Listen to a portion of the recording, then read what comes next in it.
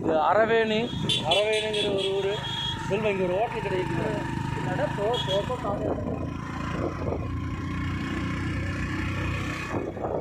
அரவேணுங்கிற ஒரு ஊர். இங்கே வந்து நான் வந்துருக்கிறேன். அந்தல சைடு வர செல்வ செம்மையாக இங்கே எடுத்து அதை அந்தலையும் எடுத்து அப்படி திருப்பி வரும்.